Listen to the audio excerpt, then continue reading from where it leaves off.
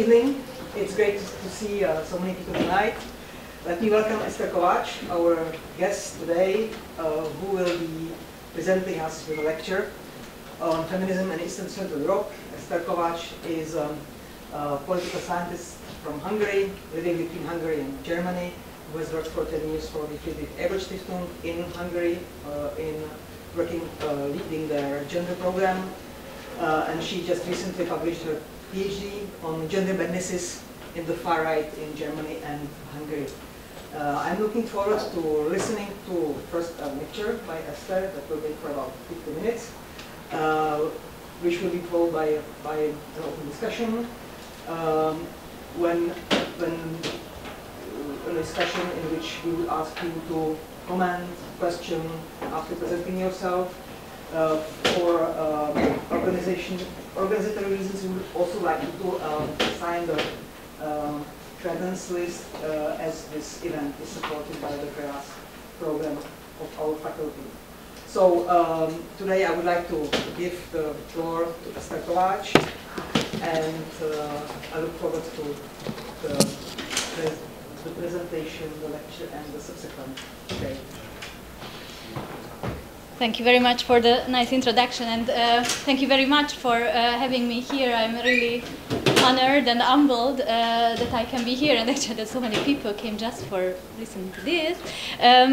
This time I was not asked to talk about my own research on far-right gender politics in Hungary, in Germany, or in Europe, but sharing with you my theoretical insights and discuss some points which relate to feminism, the left, emancipation from an East Central European perspective. I'm really, part of it, what I'm going to present is I already published, part of it are new ideas, which are information. I'm really curious about your feedback, or please challenge me. So if you think something is unclear, inconsistent, overgeneralizing, then address it. I think this is through open debate that we can develop further ideas, or even, help me remove my blind spots. And also, if you don't want to speak publicly, or if something comes to your mind later, you can write me an email. I will be happy to respond. I would like to start by something nostalgical.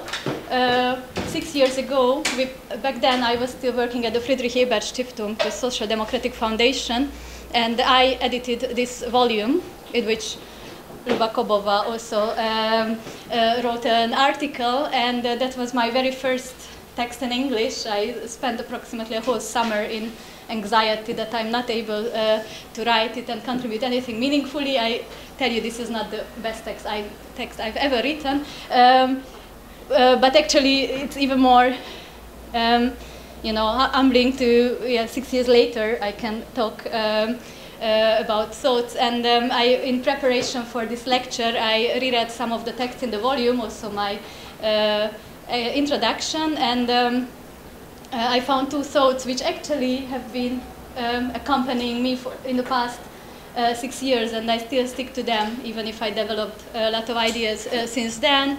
One was that I already then raised my concerns and my frustration about how our debates are polarized over gender questions, and how, from both sides, like conservatives versus progressives, and how many things we miss if we stick to these binaries.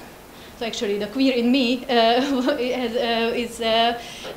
was resisting this very clear cut in two. And the other one was a quote I used there: "Fear is not a philosophy, Angst ist keine Weltanschauung," from a German philosopher, which I wrote it in there back then. And this is also, saying this as coming from a country where the far right is on power for 12 years, that it can be intimidating, but with the all right, I mean, in Hungary, for instance, there are constantly smear campaigns against opposition politicians, against LGBT people, against critical intellectuals, and still we should strive for keeping up spaces where fear is not monopolizing all our thinking, and what will be the consequences, what the right wing can do with them, or how we are affected. So basically this is how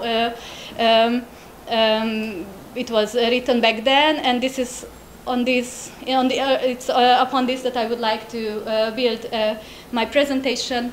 Now what I will be talking about is some context of the past 32 years in East Central Europe. My examples draw mostly from the context I know most, the Hungarian one, and also when I will be coming to feminist paradigms or feminist ideas which are very prevalent in the West and arriving in a certain form to East Central Europe. So I would like to bring this in and discuss critically, and I will try to bring as many Central European and East Central European theoreticians and thinkers as possible in this short time. It's just to start with, because sometimes we are very presentist in our feminist discussions, but I believe that also for feminism and for the left, it's good to recall some of the backgrounds.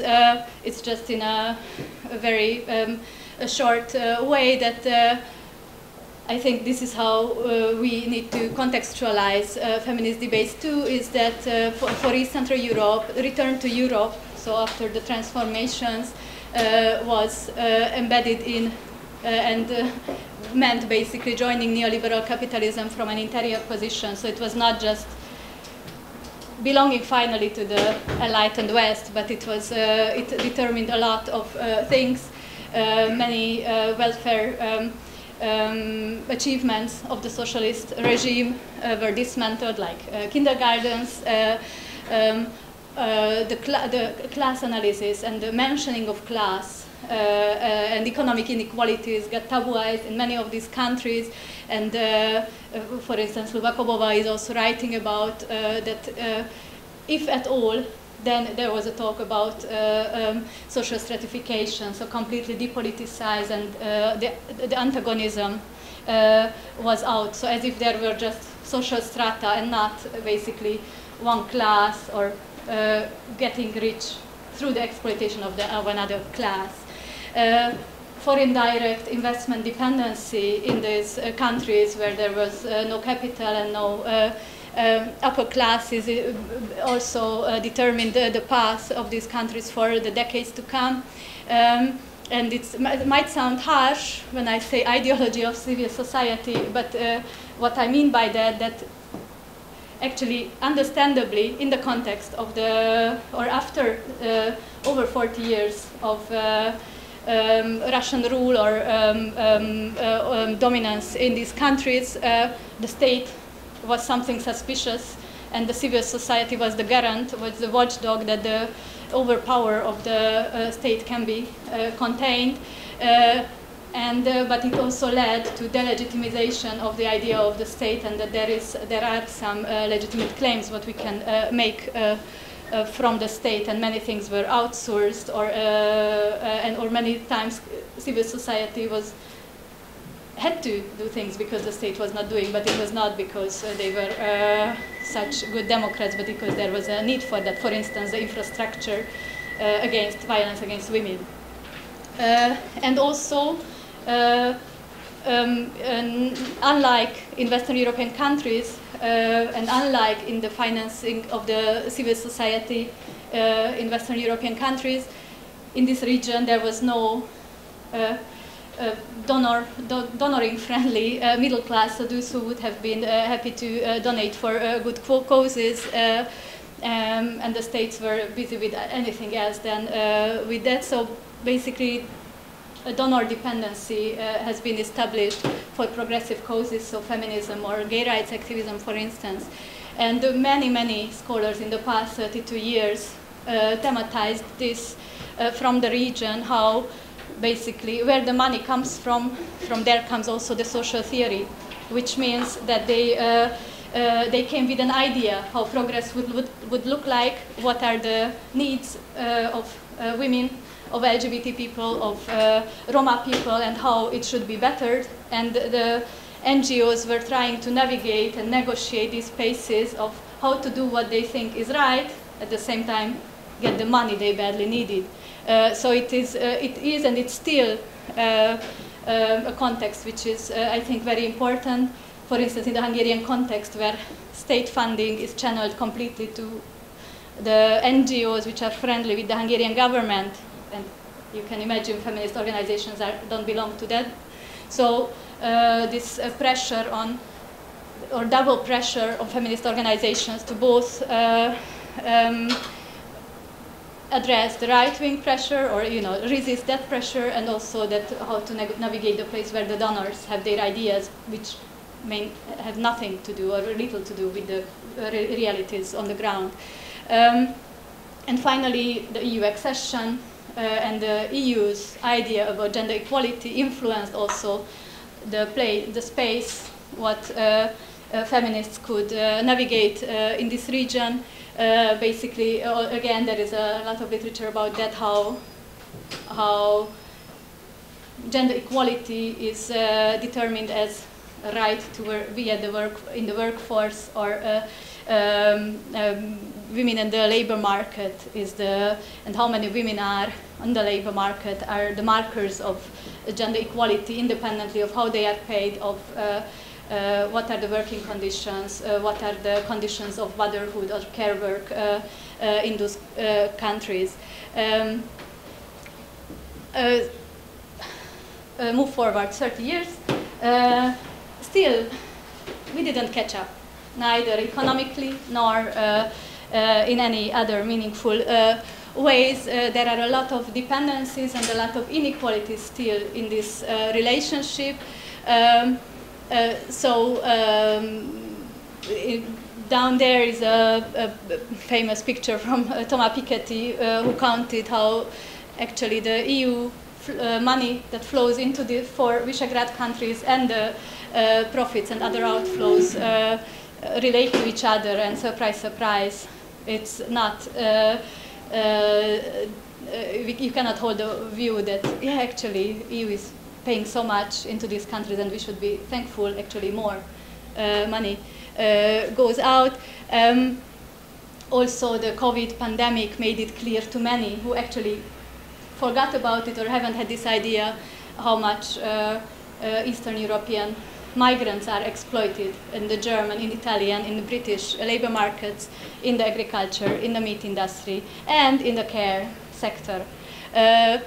Czech scholars Petra Ezedin and Zuzana Ude wrote a lot about care chains and how basically Ukrainian, Vietnamese women come to Czech Republic or to Poland, and how Czechs and Polish go to Austria, to Germany, to Great Britain, and work in working conditions which the population from that country wouldn't take up, like in without breaks, very bad pays, very much exploited by the employer. And Zuzana Ude coined the term, which I like very much, distorted emancipation, meaning that actually Western European women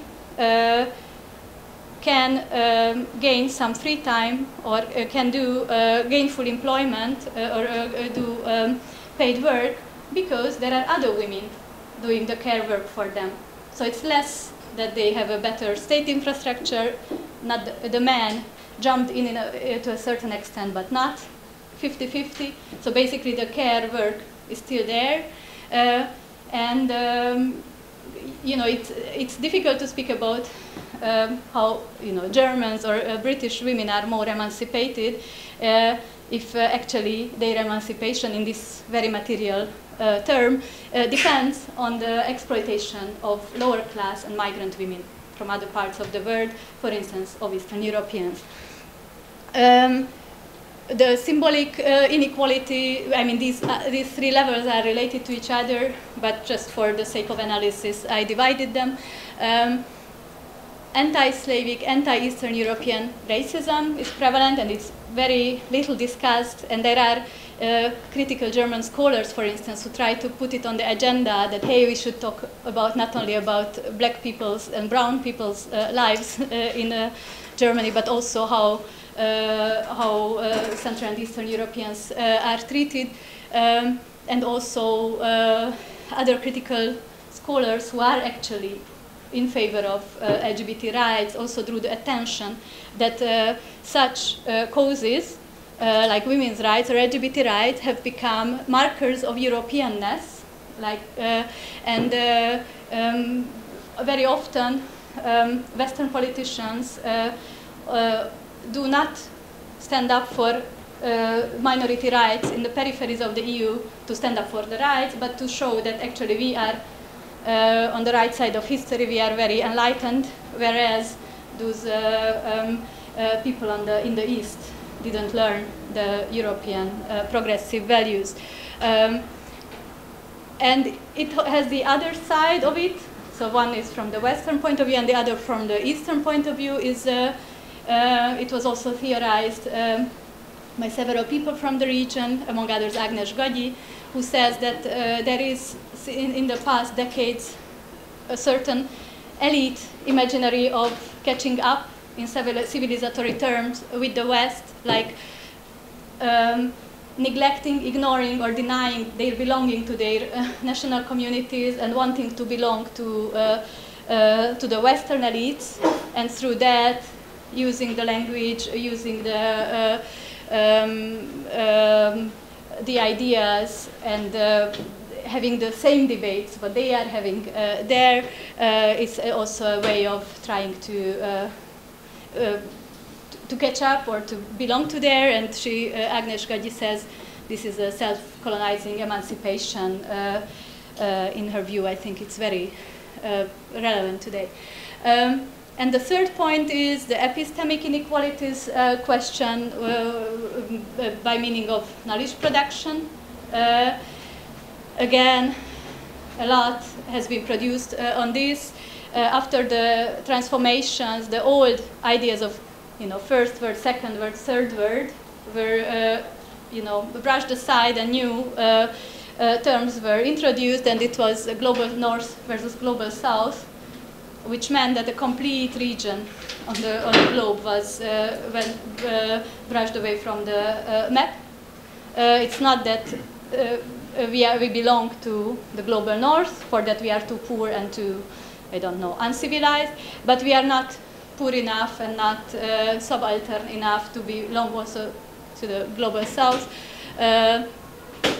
Again, scholars repeatedly draw the attention that the way how we talk about the global, it's just there is no place for the East. There were empirical research, for instance, by the scholar Veronika Wörer, who studied textbooks, journals of gender studies globally, and the biggest Q1, very quality ones, whether or not or to what extent they figure East Central European or Central Eastern European scholars. And in 0 to 2% of these textbooks and journals are there articles from Eastern European scholars, and even most of them, of these few, are already in Western universities, so somewhere in the US or in Western Europe. So it is very difficult to be part of the knowledge production in the quality. Maybe we are a bit dumber, that can be the reason, but maybe there are other reasons. And there was a lot in the last months. I am sure you were also following how, I think, to right, Central Eastern European scholars criticized how the West was speaking about the Russian invasion on Ukraine, how without any historical regional knowledge, people became immediately experts on the region. I really liked Kaczarski's text about the issue and trying to fill this word West-splaining with a meaning, that it comes from mansplaining, so basically a combination of cluelessness and overconfidence of people speaking about a topic of which they cannot know enough. But he's not doing it in a positionality way, meaning, you know, Western Europeans have no right to speak because they are from the West and only we can say, but he makes it on the point of knowledge and language and historical knowledge. So it's not about the positionality, but it's about whether or not you took the time to be affiliated or be acquainted with the literature and the region.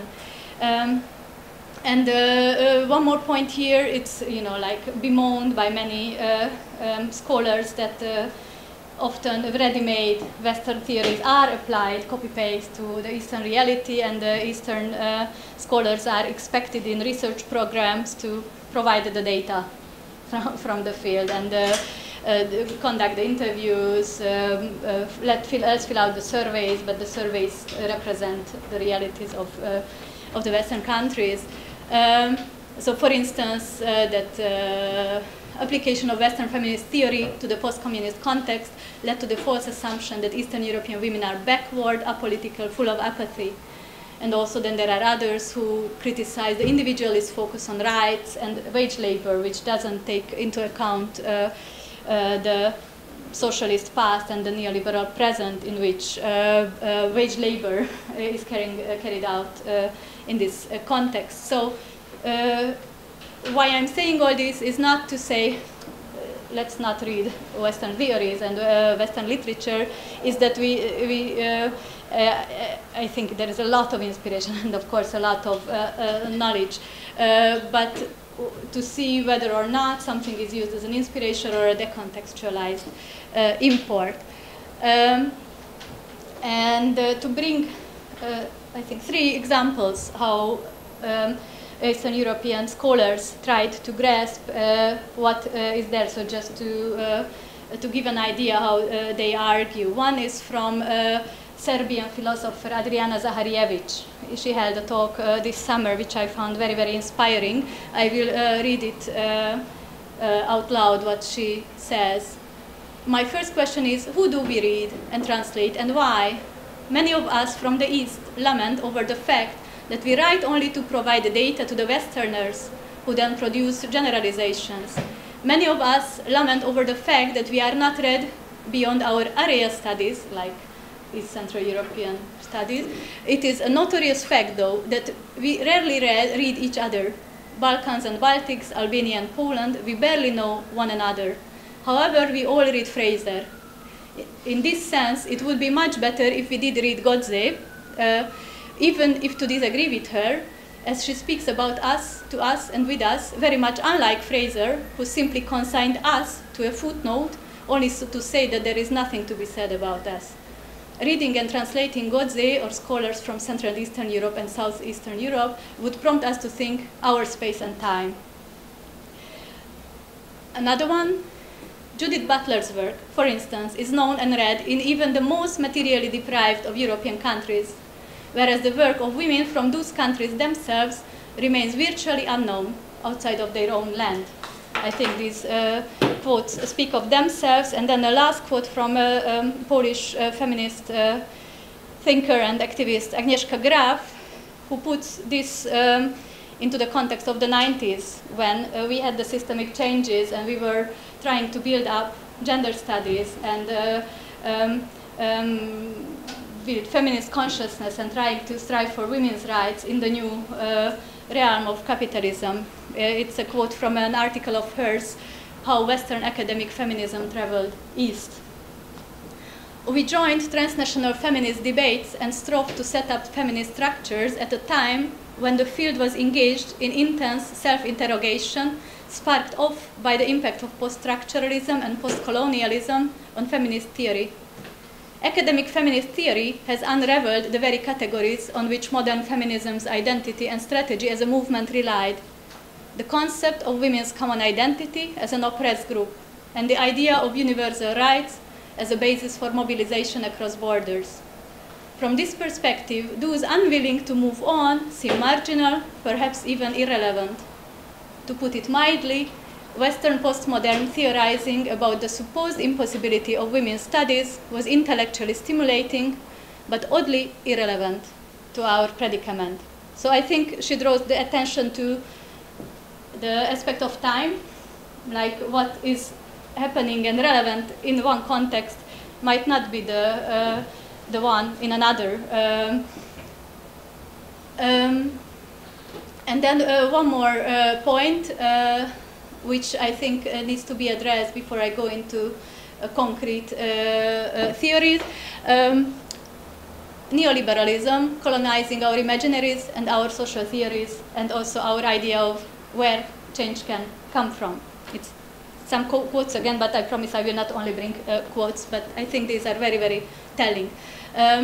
So for instance, the British feminist philosopher, she writes a very good article about and against the feminism of choice, and basically she speaks about how the extension of market principles to ever wider spheres of social institutions and relations also corrupts feminist theory and also our ability to address structural questions that go beyond what an individual thinks about herself.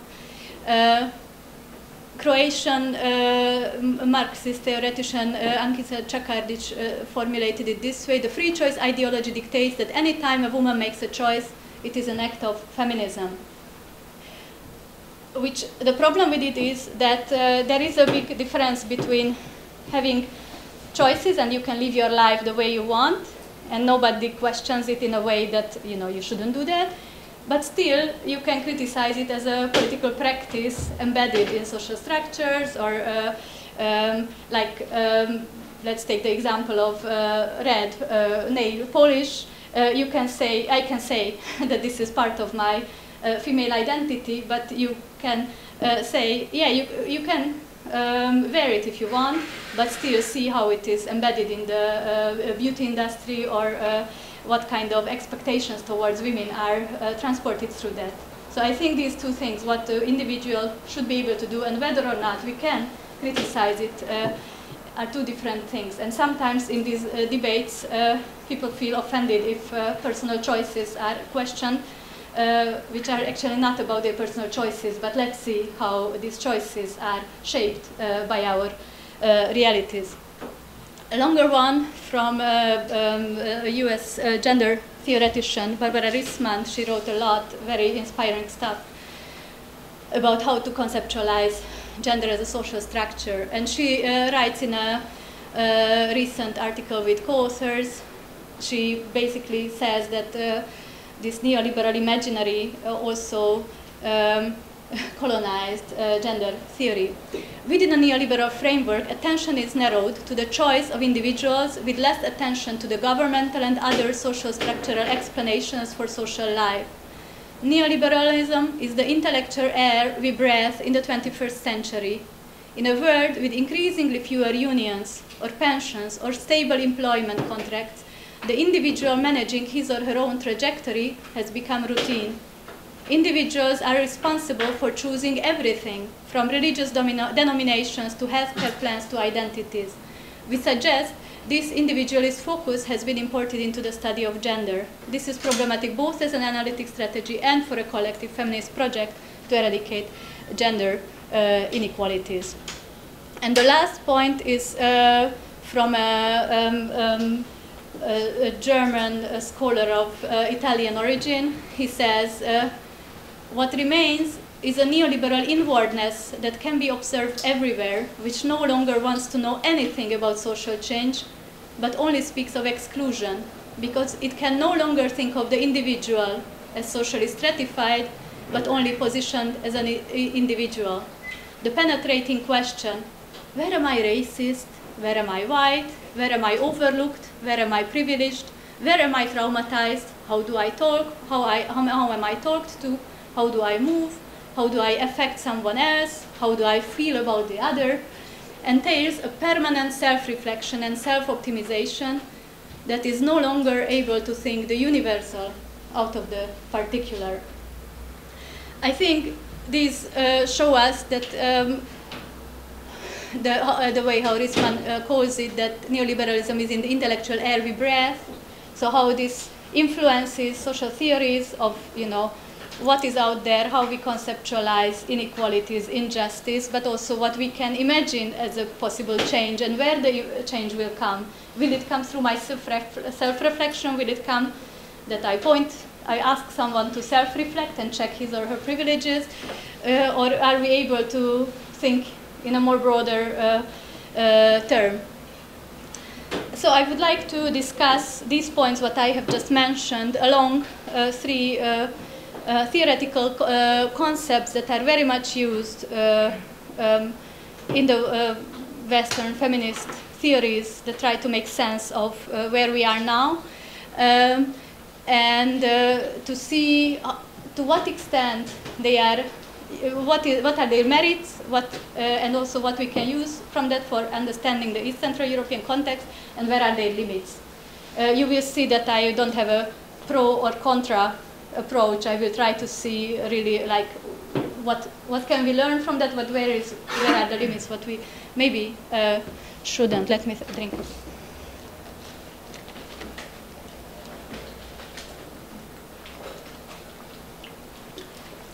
The first one is the one I have also used in my works in the past years, the social reproduction theory and Nancy Fraser's ideas about the crisis of care work, because I and we, with my co-authors, also thought that it really helps to better understand East Central European realities. So basically this was a theory originating decades ago, addressing the blind spots of Marxist theory of production, basically how social reproduction, so the care work done to reproduce from generation to generation and to reproduce the workforce from day to day, actually is a prerequisite so that productive work, the work done in the factories or in the labor market can be done. And so it is an absolutely crucial thing, and this type of work is carried out mostly by women and still. And I think that, so me with my colleague Enrico Gregor, we conducted a huge study 4 or 5 years ago about how women, and especially women of lower classes, speak, how they see their problems, where they expect change from, to what extent their language of speaking of their problems relates to how feminists speak about women's problems.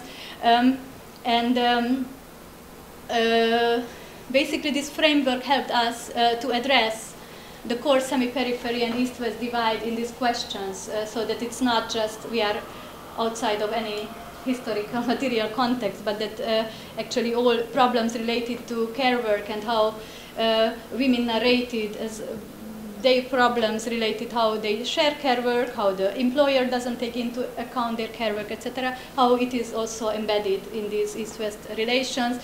Another book from in this framework is edited by Noemi Katon and Attila Melegh, and for instance Zuzana Ude and Petra Ezzedin also wrote a text about that, about the care migration from East to West.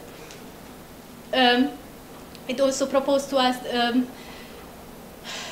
or helped us to address the structure versus agency dilemma. So what is the room for maneuvering for individual, for nation states in broader structures like the capitalism, and how this was a language that helped us to speak about feminist issues in this regard. And it helped us address the question of elderly care, which is, in my view, one of the biggest feminist issues, which is very much under-discussed. And through this research and through how we try to communicate it, we could talk about this ticking bomb we are sitting on. And it also helped joining forces with existing women's movements, which are not feminist movements. So I know from Elżbieta Korolczuk's writings how there are a lot of women's movements in Poland, so it's the same in Hungary, that there are women's movements who wouldn't frame their cause as feminist, but they in their core, they work on such structural issues like mothers of disabled children working for more state subsidies for them, or women who experienced violence during childbirth, organizing and trying to make reforms to the healthcare system and to doctors' patriarchal mentality during the childbirth. So basically, this framework helped us to connect theory with practice, and we spoke to each other a lot. Also, it helped to challenge the liberal scripts about it's only about attitudes, and you have to be enlightened, and men should take up care work. I mean, men should.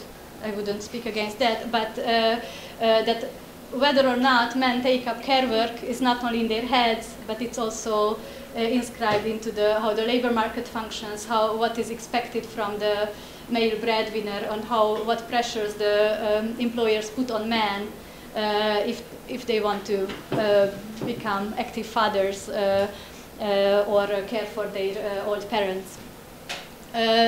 So that this framework, I think, helped also to overcome this dichotomy which I've been hunting for years. But what we experienced was that the leftist men in our surroundings were so happy about our contribution to the debate because it's only capitalism. Phew, then we don't need to do anything. It's like, or you know, if those feminists who want us to do something are just liberal, you know, like using liberal in this dismissing sense. But finally, there is a research that proves that we have nothing to change. It's only, we just have to get rid of capitalism, and then it will be fine. So, you know, like we didn't want that, but it's also to show that you are doing things with the best will, and then it can produce side effects, you know, like it dethematized sexism, not only in leftist movements or leftist parties, but also in addressing gender inequality. So this is a way of, you know, like how to use, but foreign theory, but maybe, and it speaks a lot, I believe, to East Central European context, but with also pitfalls, and we need to adopt them. And when we will repeat the study next year, hopefully, we will try to pay attention, not to formulate in a way that it can be easily dismissed, that part of the feminist cause. As for the conservative backlash narrative, I chose to address it also because, you know, I come from Hungary, and all of it is part of the topic, you know, how to make sense of what conservatives are doing to women's rights.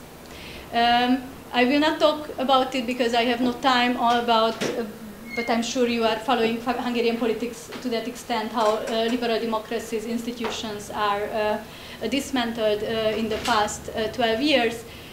What is more interesting is, in this point now, how Fidesz and Orbán's government and discourse and policies reflect on emancipation and on women's role. And very often it is just talk about backlash, like they want to curtail women's rights, they want to have Hungarian women as the housewives of the 50s of the US. And I think, I mean, I had just this idea, this I would call it relative emancipation or reactionary emancipation, in the sense that it's not a real emancipation, but compared to what women had to face between 1990 and 2010, with, you know, all the dismantling of a welfare state, of all how the care infrastructure and many crucial social infrastructures were, even the few ones, dismantled, or how paid labor was praised as the way to emancipation. Compared to that, if motherhood is recognized both materially, like in money, and symbolically, it can mean like, you know, I am recognized as a valuable person in this world. I think we shouldn't underestimate this positive aspect of the right-wing project without saying that it's the way forward. It's just that I think we tend to overemphasize or tend to see only the negative aspect, for instance, the class aspect, which is very strongly there in the Hungarian context, that only middle class, upper class women are emancipated this way. In the Polish context, they have similar policies, but with less, without this class bias. So there the poorer women also have the access to a generous family policy. What has also been happening is what you certainly know, is smear campaigns against NGOs and LGBT people, the accreditation of gender studies master programs, or declaring that they will not ratify the Istanbul Convention. I think in Czech Republic it is not ratified either, right? Yeah, so this Council of Europe Convention against, for the elimination of violence against women, rooted in a feminist analysis, actually, that it has structural reasons why violence is happening, or many forms of violence against women. So it is repeated in the last 12 years in the literature, and not only about Hungary, but all right-wing initiatives against women's rights, against LGBT rights, as an anti-feminist, homophobic, ex-phobic backlash, you know, going back to Susan Faludi's concept, this US-American activist of Hungarian origin who coined the term, like, if there is a positive change, then those who were interested in the old status quo will fight against and will try to revert it. And let me quote the famous social theoretician, European Parliament, because I think this is how we understand the term backlash today, is how they formulated in a report. Backlash is a resistance to progressive social change, regression on acquired rights, or maintenance of a non-egalitarian status quo. Is this how we should frame the right-wing resistance? I believe there are several pitfalls of that. I wrote a text about it, so I will just go very quickly through that. I believe if we concentrate only on backlash and values, if we reduce all the conflict to a value conflict, as if it was only about women's rights or gays, lesbians' rights, but in the political realm, these are just terrains which can be used to address other political issues like short-term political goals, mobilize voters, or create an identity that we are the normal people and they are the perverts who are against civilization and children. And they are also using these questions for hegemony building, for building up a new common sense, so which goes beyond the content of these actual issues. And we don't see it if we frame it only as a backlash. Again, as Elżbieta Korolczuk said, before it was cool, really, when this backlash narrative has started, she said, the backlash from what? In this East Central European context, you cannot speak of such acquired rights in the same way, and only certain women or certain gay people acquire new rights. It's not that there was a huge progress and then it goes back, but it was very specific groups of women or gays who acquire new rights in the decades afterwards. So we should see also in a more intersectional way. Also, there is this dichotomous understanding in that, which is, as I said, it's a very, I believe it's a very blinding concept, like we are on the right side of history, we are for progress, and there are the other ones who are on the wrong side and who are for backlash. So it's a very moralizing and very black and white and two camps thinking, which I think most of our questions cannot be put in, even if political camps are invested to present it like that.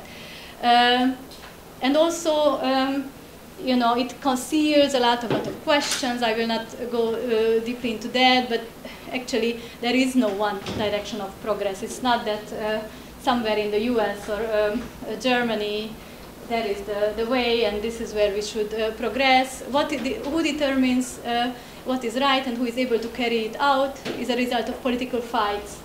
There is no predetermined way of where the expansion of rights, how it would look like, and with many questions, there is just simply no progressive consensus. There are extreme debates carried out among people who all refer to human rights, like human rights of gays to have a child, human rights of women not having their bodies exploited in case of surrogacy.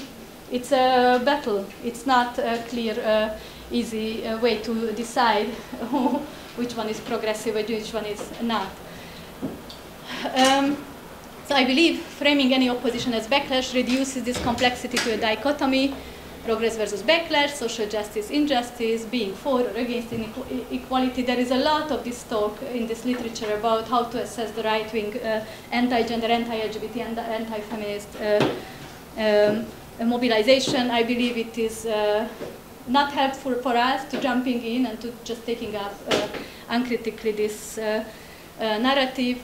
And another problem is that if the stakes are framed as inclusion, exclusion, good or bad, then any means seem to be justified to stop it, which can lead to toxic practices even on the side of progressives, which I believe we should also keep in mind. Okay, third point about intersectionality. I think it's not something I should explain in detail, that is very commonly known how intersectionality, as a very useful concept actually in the 70s and 80s in the US context, challenged the one-sided activism of feminists who were typically white, who didn't see the problems of black women, who were sometimes even racist, and then the anti-racist fight, which was dominated by men and didn't see black women's problems as a problem. And also in anti-discrimination law, Kimberly Crenshaw, who was an anti-discrimination lawyer, she coined the term actually a decade later, who said that in the law you cannot address the specific situation of black women, because you can go to court if it's black discrimination or women's discrimination, but not if both. And in the East Central European context, I believe it was a very helpful concept to address the situation of Roma. Liberal intelligentsia is as racist as the non-intelligentsia. And that was through this fancy Western concept, and you know, the elites want to belong to the West, so they take Western theories with pleasure.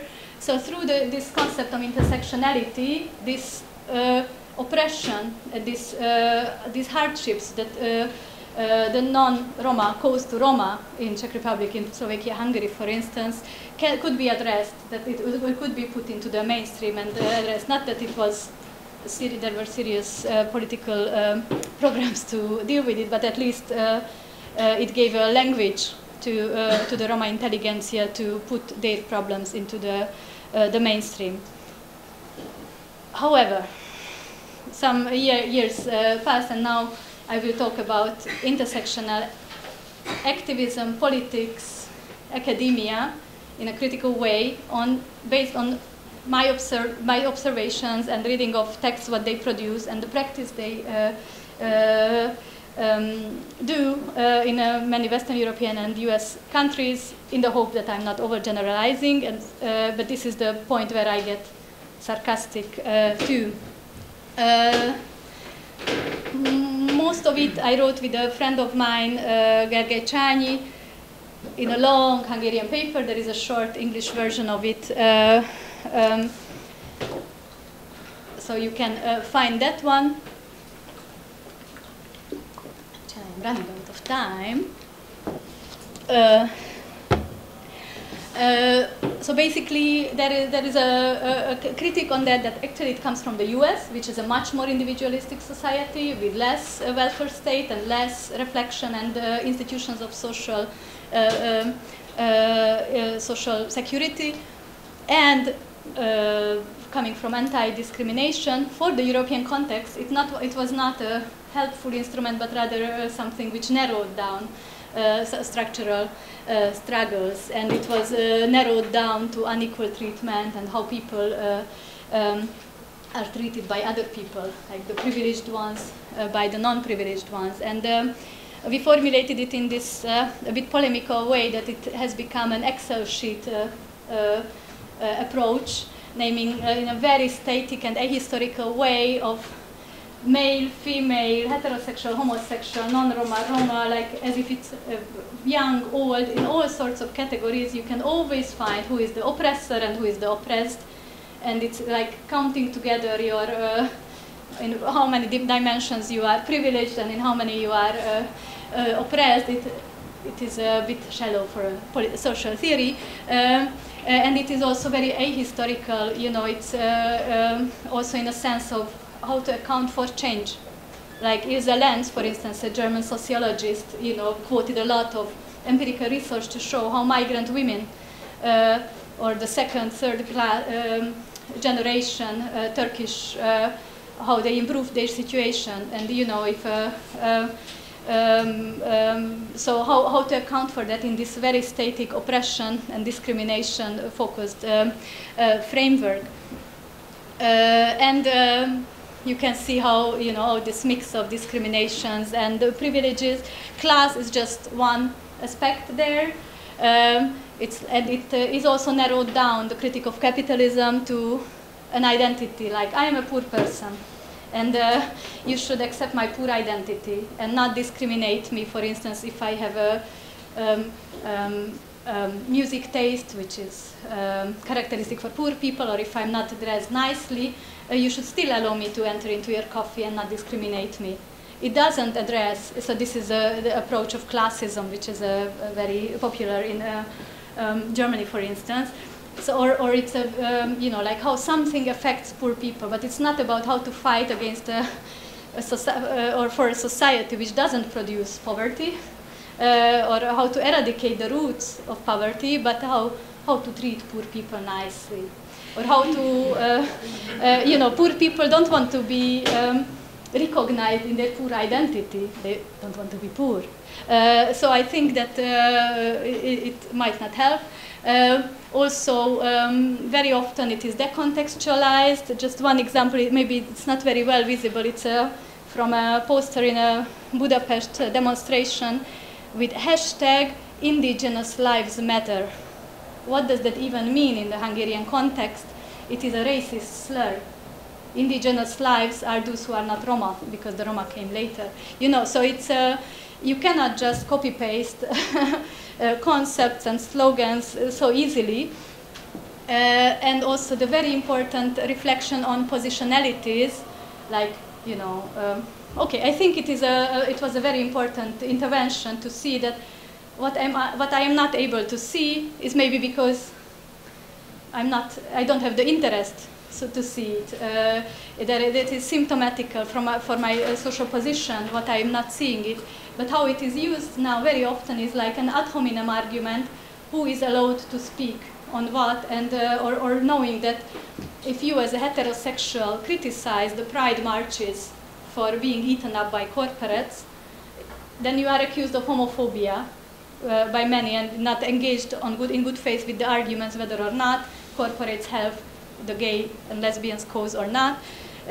So it's very much narrowed down to the identity of the speaker in many issues, which is not very helpful in the debates. And Massimo Perinelli formulates it this way, that instead of the struggle for rights for all, you should be ashamed actually and feel guilty about your privileges, and the enforcement of repression for all, like it should be taken away from you, and this is not an emancipatory vision if it operates only with guilt.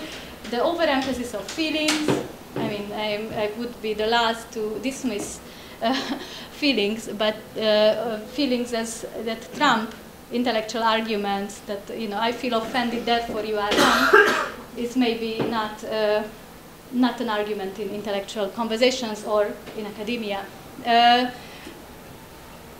I would call this package of practice, I could talk a lot about it, I would call it a truncated emancipation, in a sense of it had some promises, but it didn't deliver, and it's somewhere cut off the potential, and it doesn't provide any positive vision to fight for. It operates with guilt and very individualized fights of how to deal with it.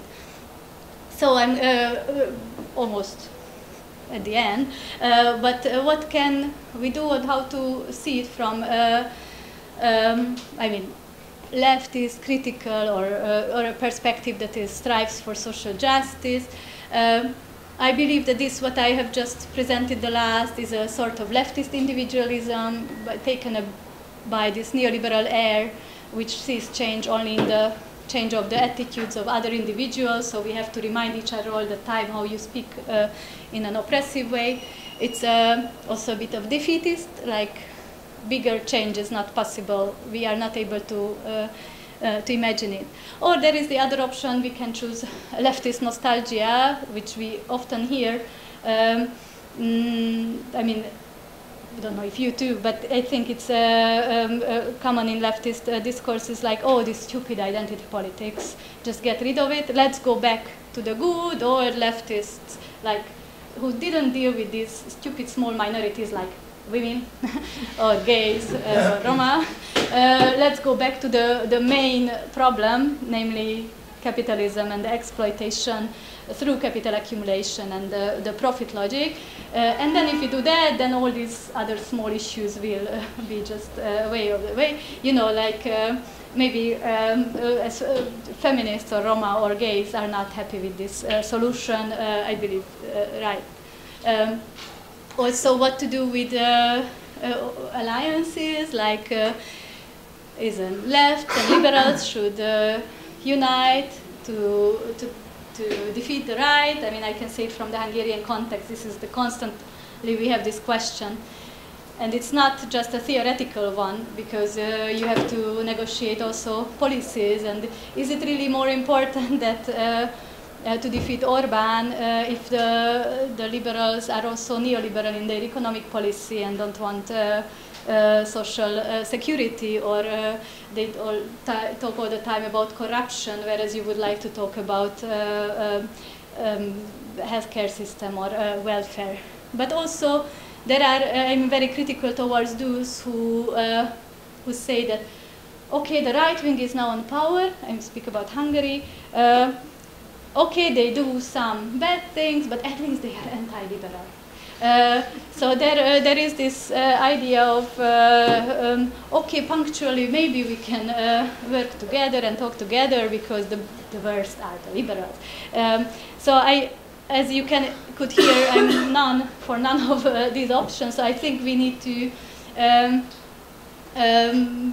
develop ways out of those, you know, like the merits of existing paradigms, and but not to repeat those mistakes, or not to import all of them. Like maybe we could import the good parts and not the bad parts. Like really trying to be reflexive in our imports or in our inspirations. So I dropped a lot of concepts. I will not explain them again. Like all sorts of how theoreticians tried to say what are different emancipation concepts in a game. And the question is, and now I come to this, yeah, I will leave everybody unsatisfied here. I will not have the answer, but I think we should develop in common, not one person sitting at his or her chair, you know, like alternatives that go beyond wrong or unfulfilled or incomplete alternatives that allow to the more people emancipation that is not on the backs of other people, that is not just comes from some feelings of having less value and being recognized, but really just which strives to provide emancipation for more. So, to speak with Lenin, что делать? Now, let me tell you what to do. I would just say just 3 points what I think we should rethink in our thinking. One is the relationship between universalism and East Central European perspective and particularism.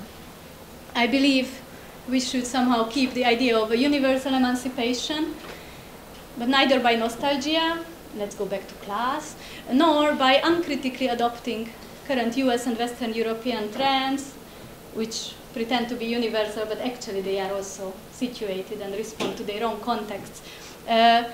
Also, I believe we need materially embedded analysis, which takes into account and starts from the Central Eastern Europe's semi-peripheric position, and also the economic, symbolic, and epistemic disadvantages, but not only from this victim perspective that everybody is against us and oppresses us, also with the knowledge about our own oppressive historical legacies, like the Hungarians against Slovaks or Croatians, for instance, or against Roma, but not follow into a separatist, essentialist Czech or Hungarian identitarianism, which is very much used by the right wing in Poland and in Hungary, for instance, like our understanding of democracy, like our Hungarian way of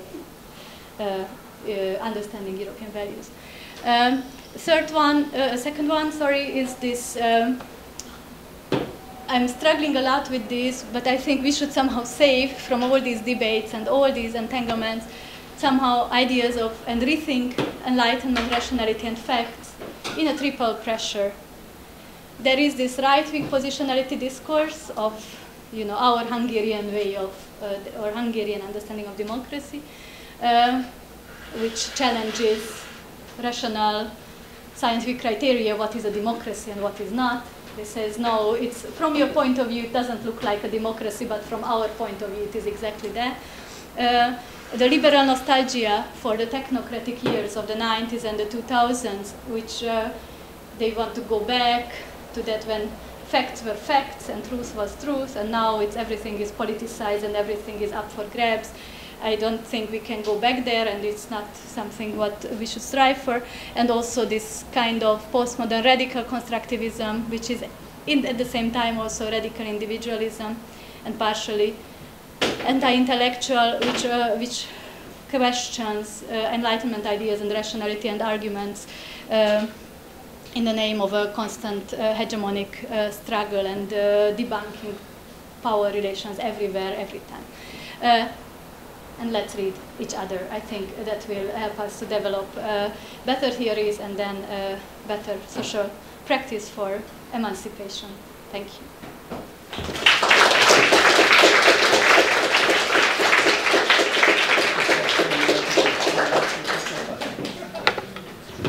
So, thank you very much. Take a breath. Now we have space for comments and questions. Just wait for a microphone. Maybe I would sit down there. Yeah. Or you can.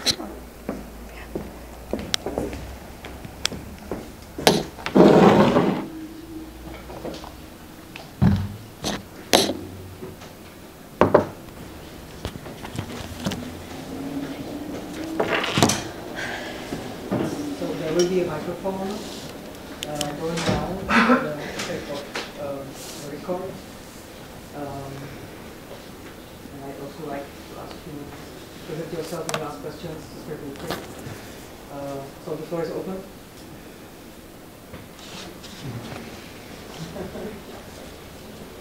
Waving. First question is here, so if you can ask for the mic.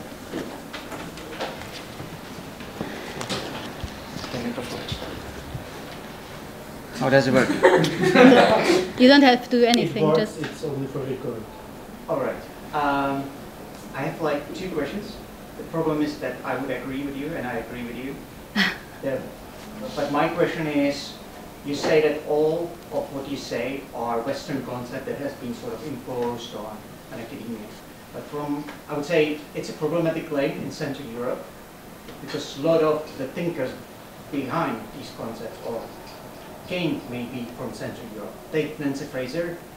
Karlovy is one of her, let's say, intellectual, I don't want to use the word providers or fathers, right? So how do you explain this, imposition of the Western knowledge when actually roots of it are actually based in Central and Eastern Europe? So isn't it here more like less or more flexible interaction between the West and the East, right? That is historic. That's one thing, which relates me to, or you can even take Gramsci, right? He grew up, in a poor Italian South, and then his, concept hegemony sort of traveled to Western academia, and now it's being somehow imposed on the peripheries, right? And in that context, my only question is, maybe I'll ask later, is what should we then do? Should we really think in these measures and then say, okay, let's drop all these concepts, and what then? Because we have these concepts, they somehow work, even in this context. They even help the Easterners to sort of create a narrative against the Westerners.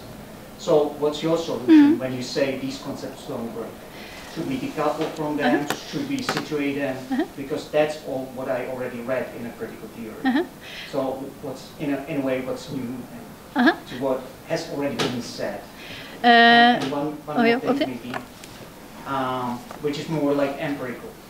So you have this like feminist movement in Poland, and it speaks in this sort of Western language. So what's your analysis of them? Are they simply, manipulated? Because that's what local politicians would say. They are manipulated with the Western ideology. So what's your analysis of this movement? Can they be really situated in a linked context? And I believe they are.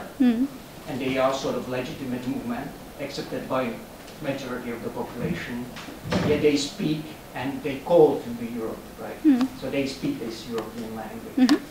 So what would be your analysis? Okay. Would it be different from, from Kaczynski? Okay, we got there. Yeah. I'm sad if it came through that let's throw out all Western concepts because they are imposed on us. That was not my goal. I wanted to draw attention that some of them are imported in such a copy-paste way that changes are not made or they are not really adopted. Like, for instance, some parts of, or what Agnieszka Graf said, that queer theory or all the post-structuralist questionings came to a wrong time, or it was not in line with Polish development in the 90s when it came. So it's just being reflexive of that, being reflexive of, for instance, how intersectionality or critical whiteness or the concepts of racism, let's take that example. Of course, a lot of the good literature on racism, it was developed in the US. Out of understandable reasons, and we can use a lot of those concepts, but we need to see that racism is different in the US, where it is inextricably connected to the legacy of the slavery, whereas racism is different in Germany and different in Hungary or the Czech Republic. The logics and, for instance, that skin color might not be the decisive factor, or the fact that it's not related to slavery but other types of oppressions. So I'm not saying not to. I mean, I use all the time theories, and I also showed you how we tried to use Fraser theories, to show how East-West inequalities or how the Hungarian women's realities function. I think we should carry on. So it's not against those theories. It's just that we should be reflexive on that, and also I try to say that it's not only about the identities of the speakers, but it's about the knowledge about the region, and it's that they speak, or Nancy Fraser speaks a global theory, but she just doesn't see China, doesn't see Central and Eastern Europe. Then it is not global. Then there is a problem if she says I'm developing a global theory, but actually she speaks about some U.S. American organizations. So that type of U.S. provincialism. What is the name of the Czech philosopher? Yeah. Who spoke about this metropolitan provincialism. So the provincialism of those who don't see it, because and we don't see that because US or the UK are for us also the reference points. They are as provincial as we are, but just seeing our own situatedness, and that those theories are also like born out of their own context, and then let's see what we can use and what we cannot.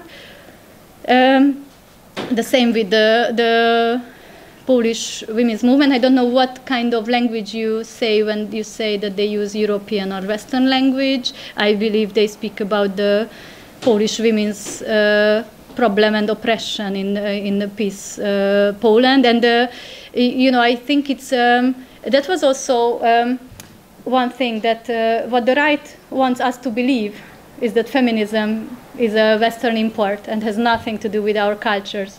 The thing is that there is a centuries of feminist activism or politics.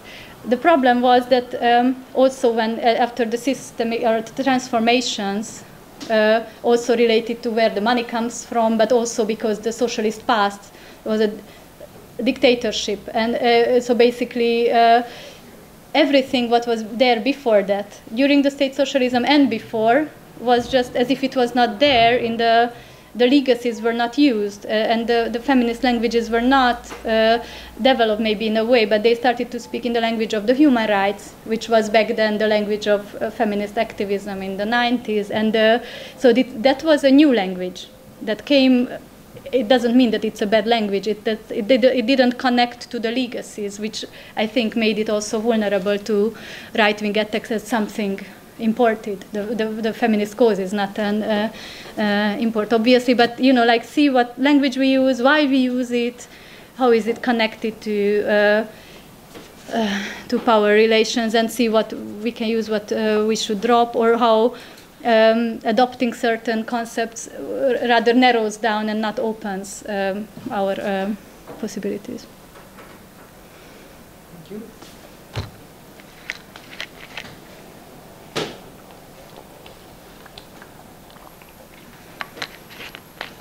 So, there's space for one question.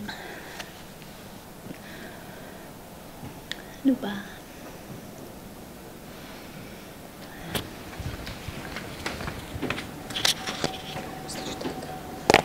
So hi, Luba Kubova from Faculty of Humanities. I have a comment, more than a question, and sorry about that. No, I'm really thinking, like, so what's the purpose? What's the purpose of this? I'm not saying exercise, but really of this, what's the purpose of the argument? Like, is it getting rid of the oppressive terms that do not respond to European and Central and Eastern European experiences? If so, I'm totally like for it, but then I'm just wondering, like, what possibilities there are to really to develop alternative understandings in globalized academia and in globalized political environment. So what I have in mind is that, like, my impression is that, like, this really fast uptake of theoretical concepts and arguments is actually enabled by, in the academic environment, by academic capitalism. Concepts really, like, help translating stuff. They help us understand each other, or help us seem to understand each other. So, so I'm just wondering, like what is the option? It's getting out of the. So my suggestion would be, like, to study the production and distribution, and also the circulation, really, the circulation of the academic, of both academic concepts and also of political concepts. So. Yeah, but then, I mean, there's been already some research done on popular feminisms by Bennett Weiser, for example, who, in a debate with other theorists such as Rosalind Gill, who writes on post-feminisms, they basically say that this attractiveness of, for example, intersectionality and several concepts, or body positivity, and so on, that all this is due to I'm not saying algorithms, but really the distributive mechanisms of social media, what kind of debate they enable and what kind of debate they prevent. And I'm not saying that the same mechanisms are at play in academic environment, but I think that the question, or for me, from what I take, like from your lecture, is that apart from the political reasons that there are, political and epistemic reasons that there are for undertaking this attempt to formulate alternative concepts, I think that there is also a task of looking at precisely this logic of production and distribution of concepts. I absolutely agree with that, and not only through this, the algorithms or the capitalism within academia, but also the global power relations. So, how the social science powers are the ones which are also the economic powers. So it's not by chance that we don't read Romanian theoreticians, but we read those who write in the lingua franca in English, and why, and English is also our common language here, and also, like if you want to publish in academic journals that are getting you points in Czech or Hungarian academia, these must be the Q1, the most best quality ones, and these are US, American, UK journals often, or you have to even argue why Czech Republic is a relevant case,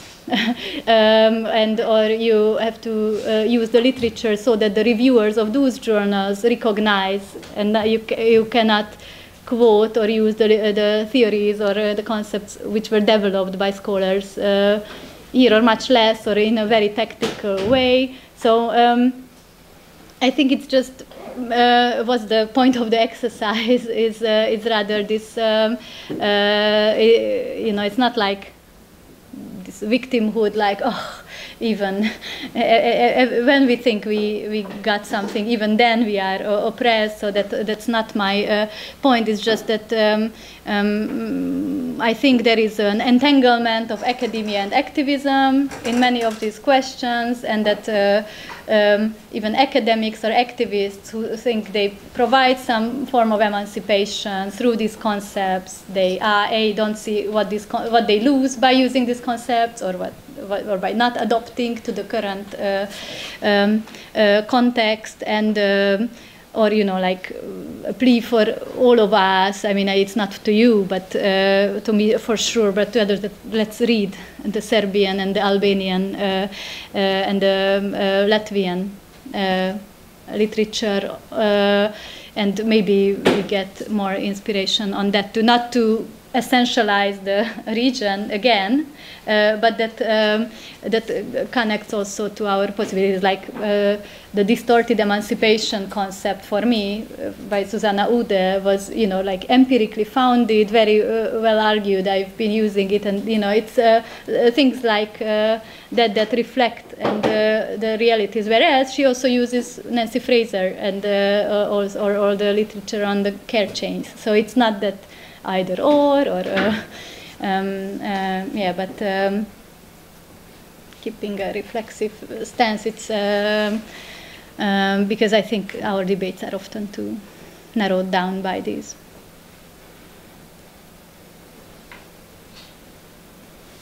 Thank you.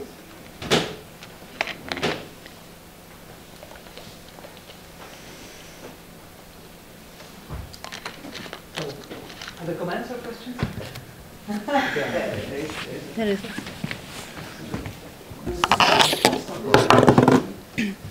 Can you hear me? No? Yes, I don't know. Yeah. It is less academical question, but yeah. I was wondering how you would interpret like the fact that Ukraine just recently ratified the Istanbul Convention, even though it was like signed in 2011 already, but it was only put into like concrete laws and stuff at the beginning of the month. And I was wondering if you have any take on this, like also considering the eventual Europeanness that can how can I say this? Yeah, basically, why would it take like so long to be finally ratified? And also, is there any, from your perspective, like link with the context of the war? I think it has only to do with the context. So not that Zelensky now realized, oops, women's rights are important. I mean, without being against Zelensky or the Ukrainian cause. I think that shows exactly that these instruments are not only or often not even primary about commitments to women's rights, but that they can be used in different political battles, and we need to see them. Like, for instance, in the Hungarian context, the Istanbul Convention has been politicized by Fidesz like for almost 6 years. All the time it comes up to the agenda. And then some feminist scholars say not ratifying the convention is about sending women a sign that they are second-class citizens. And I don't think this is what it is sending. It is just a safe way of opposing the Brussels that oppresses us, or international institutions that want to impose something on us. You know, it's used in this freedom fight whenever it is useful. It doesn't say, I believe, anything about their commitment or not to eradicating violence against women, not in Hungary where they oppose it. And like, I believe that in the Ukrainian case it must be like, you know, appeasing or pleasing to European politics, to showing that we are for European values, which is okay. I mean, that's a good that it can be used for that. That actually they think that this is a progressive and good thing to eradicate violence against women. And if it takes that, then why not? We should also use this kind of argument. I believe that in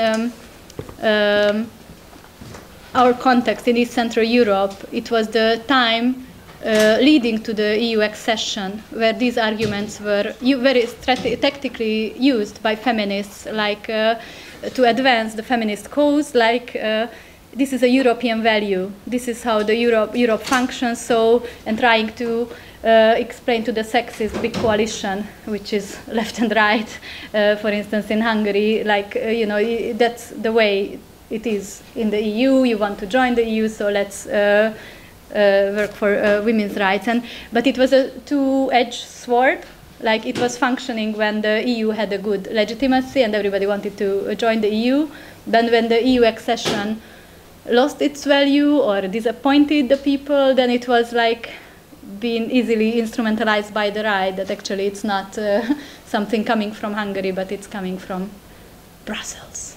And alien to our culture. But these issues are, so for, yeah, what I just said, that it's, if we make it for us too easy, if we narrow the discussion only always on women's rights, because there are these political considerations are broader always.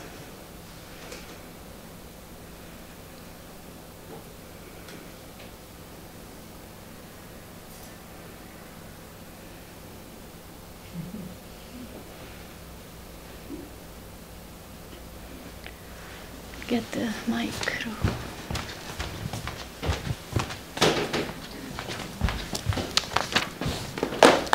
Thanks. Thank you for your great talk. Andrzej Slachalek from Faculty of Arts. You spoke about something what could be called real individualism, in really existing individualism in parallel with really existing socialism. Like you spoke about neoliberal air which we breathe, or and also, in fact, your deconstruction of intersectionality was distraction of it as it is form of really strange structuralist individualism, super individualism. So. But my question is, how can we jump off it? How can we overcome it? Because we live in it, we live in society of really existing individualism, and there are attempts to build some new form of collectivity and most of them make us even more individualist than before, like various alternative communities which somehow separates us from society, all these versions of online communities and so on. So do you see some way out, or at least some elements of way out? I was afraid of this question coming. No, yes, I think like we need to situate ourselves in the air we breathe or the time we are in, and then there can be a, you know, like if we have this idea that let's somehow overcome this atomization also made through concept which promised emancipation but didn't come, or you know, like is it really my task to police the language of every person in my community, and do I really believe that if everybody changes his or her language to a respectful, politically correct one, will that bring change? Or we say that no, let's make unlikely alliances, let's join for a cause which is not about me. And you know what, you know, I quoted these questions of how am I racist, do I feel, how do I make others feel, you know, like coming out of this psychologizing and self-optimizing language and just do and join causes which are not about me, my feelings, my oppression, but okay, like in Hungary there are now the big teacher strikes which draw the attention to the desperate situation of the education system, which concerns us all, even if it's not particularly in my life, you know, so that like thinking solidarity and trying to overcome, but I mean that's I think a task for us to develop these alternatives, but I don't have the answer here.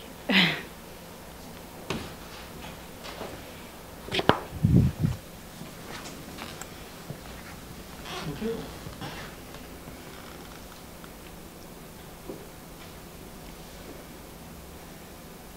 So, someone has a question? I feel a lot of hesitancy, like questions being there, or comments, or just contributions to the debate. But,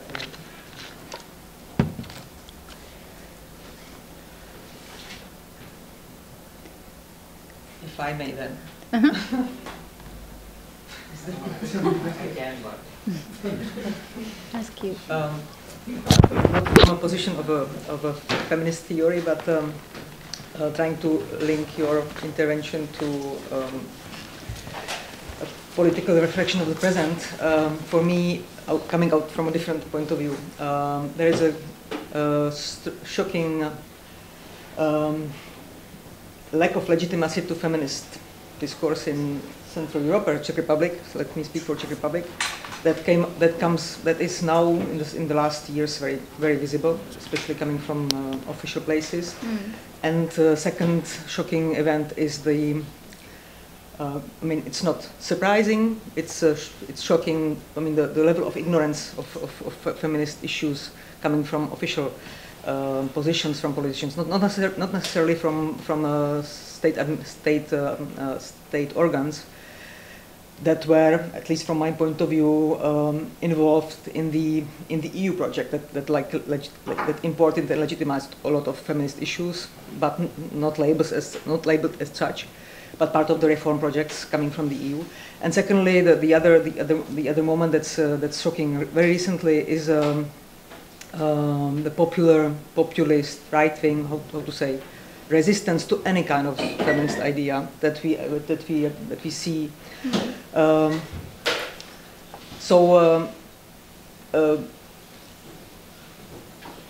I don't even know if this is a backlash, right? Like you said, because there was no feminist hegemony, but not in a situation of a very slow and kind of administrative progress and a marginal feminist presence that I think slowly was transforming a lot of the academia partly, and also social services and so on. Now we see this rejection of the talk, maybe not of the substance, but of the talk. And then the reaction would be to criticize feminism as not being capable of being rooted in the situation of post-communism. Seems, I understand it, even though I'm not a specialist in these issues, but it seems a little bit unfair because this reaction is kind of overwhelming. At least I feel it's kind of overwhelming. And maybe what I see as a huge as the underlying problem is that for a long time Central Europeans didn't want to see themselves as part of some specific position outside of the EU mainstream. And now you are forcing us. This situation forces us to see us as a place in between the center of the EU and the East, as a place on the periphery in which we actually have not even adopted the standards of the center, and now our standards are already falling apart. I mean, whatever we have adopted is already falling apart. So, is it? Are you calling for a reconsider? I mean, you started your talk with this long introduction on the effects on neoliberalism, the economic and peripheral situation of the East. Is this the work that we should be doing? Maybe, understanding much better the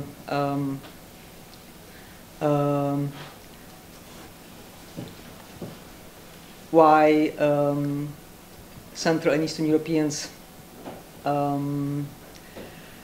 political structures, political culture has actually not joined. I mean, not become part of the West, in which feminist discourses are much more, or even are much more mainstream. I didn't want to blame feminists from here for not, being accepted in their own societies, like you or we imported those stupid concepts. Therefore, we are not accepted. I think patriarchy is very stable, and it's very difficult to challenge a lot of things. That's why I also brought the examples that leftist parties are just as sexist. So it's very difficult that it's not even anchored in those parties where this idea that actually women's rights are important of the social cause. So it's really extremely difficult. I think it would help us, or I mean, it's a liberating in a way, or to know that we are not in the mainstream of of the, like, we are not a part of the core countries. We are not the ones who determine where it goes along. I don't know if any of you read the gender equality strategy of the European Union 2020-2025. It is this very neoliberal language of, again, what I said, gender equality is the labor putting women to the labor market. How to emancipate women is, sensitize girls that they choose jobs in the STEM sector so that they earn better, and that so that they are not hampered by their stereotypes in their heads that they are not able to mathematics or stuff.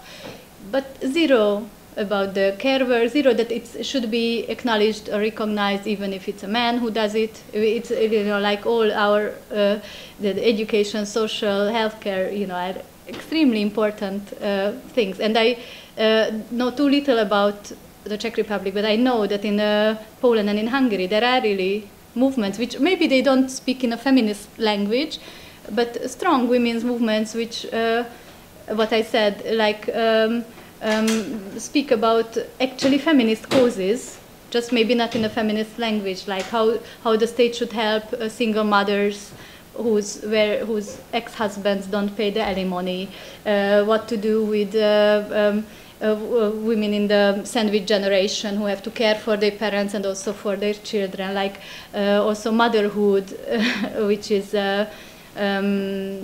shunned by many feminists as for like, you know, it shouldn't be a constraint that every woman has to become a mother, but many constraints and disadvantages come to women's lives when they become mothers, and you know, so it is politicized. It is not not there. Yeah, I was talking about, you know, how this theoretical making sense relates or not relates, and you know, I'm also ambivalent on all these concepts. What I tried to say, that it's not like I'm saying let's throw them out, or let's say, oh, it's our fault. It's all our fault that the right wing is opposing it. Of course not. It's that maybe just if we situate ourselves in the in this Eastern European context, and we manage to see how our claims, how our language are also embedded, or you know, like maybe we choose then another language, other ways of making alliances, or the discursive tactics which worked in the 90s, like what I just said, connecting the feminist cause to the European values. Maybe it functioned then, maybe it doesn't function anymore, at least not in the Hungarian context.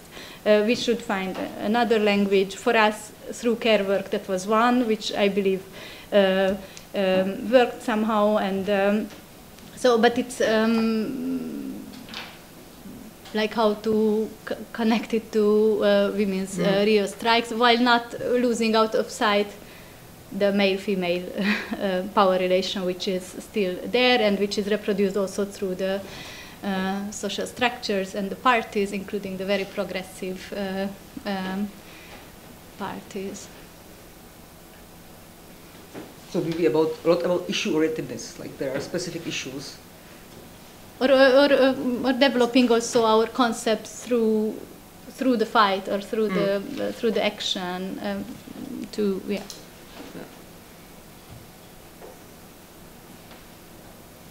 But may I just add one thing for developing this, what you just said? Like, for me, like the question also is, or the task for feminists is to differentiate amongst themselves.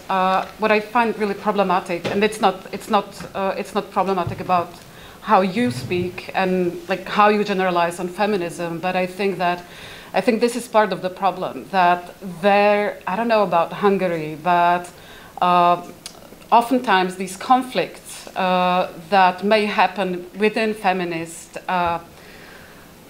conflicts in feminist academia do happen, but not because of conceptual and argumentative reasons oftentimes, but for more academic capitalist ones. But where there are more conflicts, really productive conflicts among feminists, like, wouldn't this improve in certain way the situation that we're in regarding the really usability and the readiness of our concepts really to grasp what there is? I mean, at least like this is what I'm lacking. I'm sorry, I didn't understand. My main point basically is the conflict within feminist activism, and conflict that would be productive, that wouldn't mean character assassination and basically, yeah, character assassination. Like this would definitely, like, I do hope that this would very much contribute to better concepts, to better arguments, to also more, I don't want to use this term, but yeah, self-consciousness in terms of how feminists and other people from progressive strands or whatever, from social justice movements, how they feel about themselves, where they situate themselves in terms of history and so on.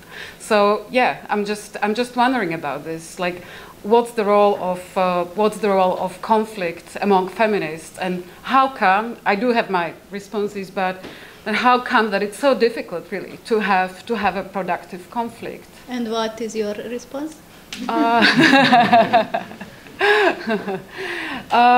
mean, like, whenever, like, feminists, so I mean, it gets translated by the mainstream media, all this gets translated as bickering among women, right? So yeah, it's just like women's hassle, women's bickering and stuff. So you don't want to do it because you basically self-sabotage yourself as a movement.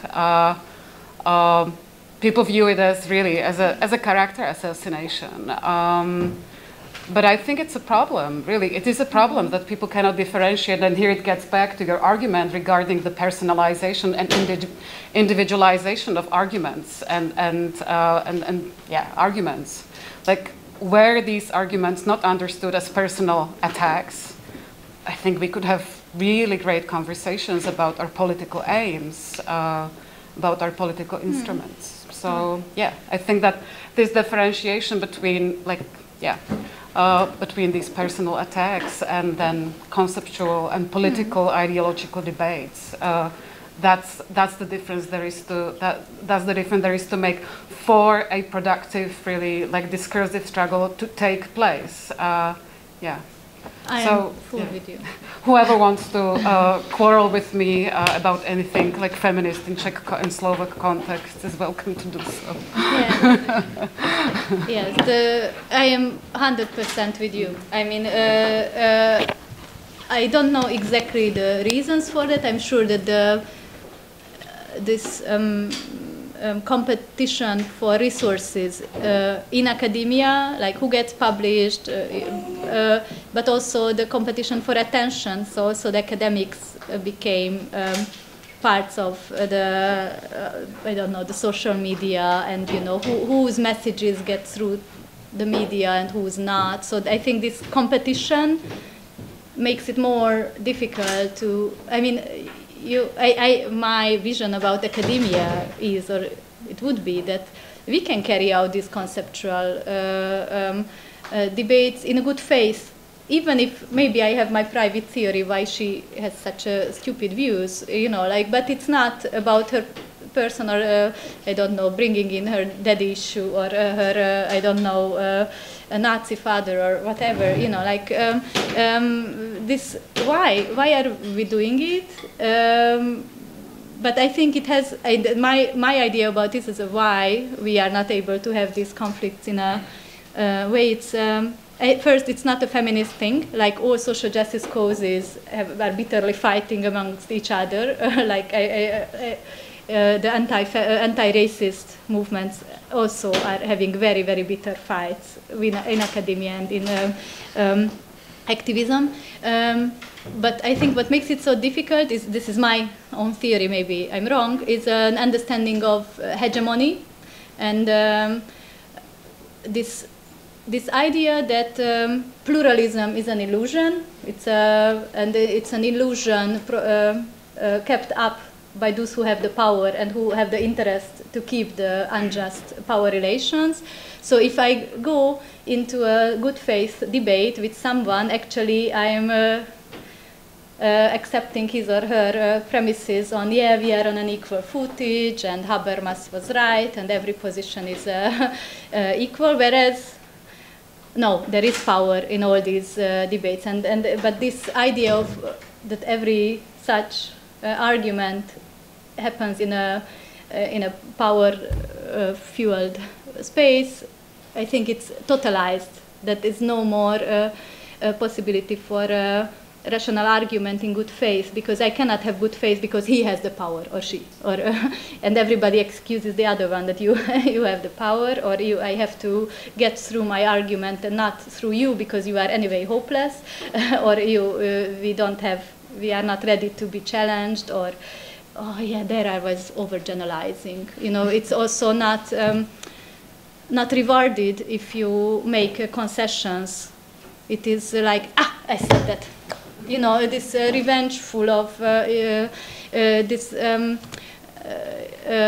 I think it comes somehow, this idea of power, that we don't allow pluralistic discussions, which we would be badly needed. Although I'm not as pessimistic as it sounds, because I think it still happens. Like if we are home alone, we do our reflection work.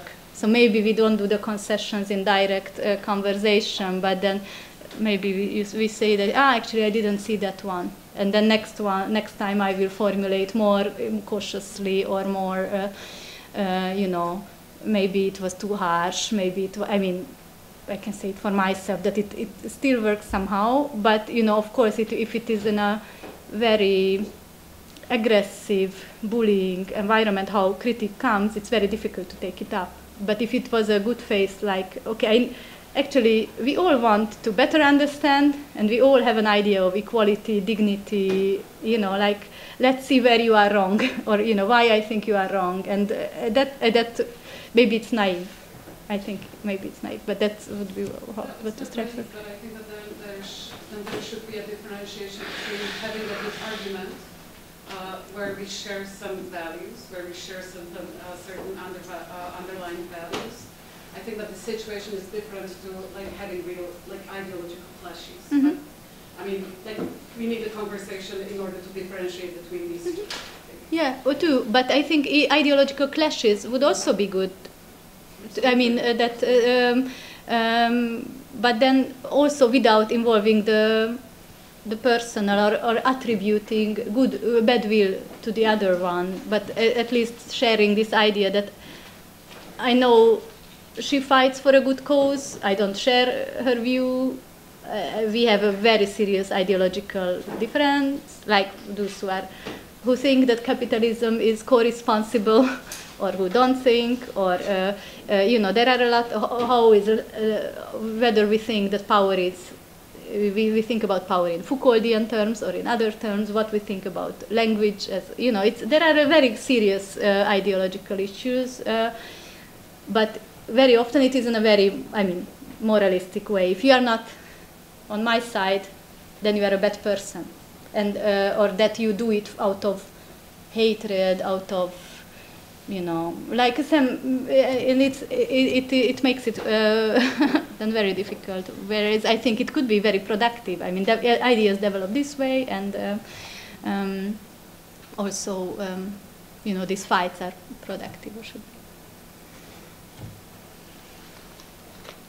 So should this be the last word of the discussion, or does anyone have a final one?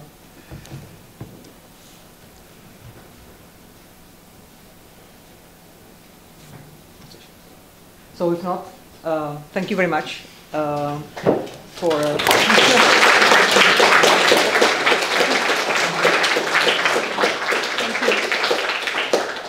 Thanks for the questions, and we are happy to develop these thoughts in our do our homework and follow up on them. So.